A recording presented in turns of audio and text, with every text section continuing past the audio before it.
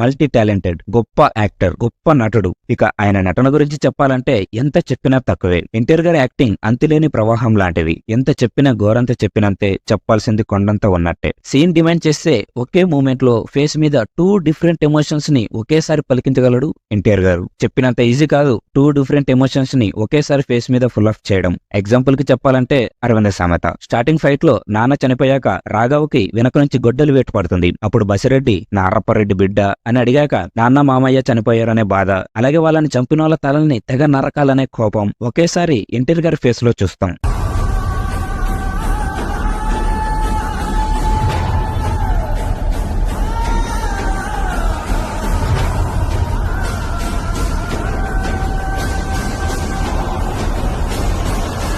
ఇలాంటి ఎక్స్పెక్షనల్ స్టాఫ్ ఇంకా ఎన్నో సినిమాల్లో చేశారు ఎన్టీఆర్ గారు. ఇక RRR లో ఎన్టీఆర్ గారి యాక్టింగ్ గురించి చెప్పాలంటే ఎన్ని వీడియోలు చేసినా సరిపోవు. RRR మూవీలో మార్కెట్ సీన్ తీసుకోండి, ఇంటర్వెల్ ఫైట్ తీసుకోండి, కుమరం భీమ్ సాంగ్ తీసుకోండి. ఈ 3 సీక్వెన్స్ లో ఎన్టీఆర్ గారి ఫేస్ మీద 2-3-4 ఎమోషన్స్ ని ఒకేసారి ఫేస్ మీద ఎక్స్ప్రెస్ చేస్తారు. 3-4 డిఫరెంట్ ఎమోషన్స్ ని ఒకేసారి ఎలాంటి ఫ్లో మిస్ అవ్వకుండా ఆడియన్స్ దానికి కనెక్ట్ అయ్యేలాగా అన్ని ఎమోషన్స్ ని ఒకేసారి పలికించాలంటే అది ఏ యాక్టర్ కి సాధ్యం కాదు. అంత సులువుగా అంత ఈజీగా ఎవ్వరు చేయలేరు. కానీ ఎన్టీఆర్ గారు చేసి చూపించారు.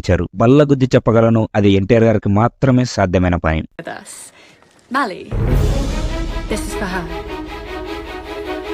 How much does that cost?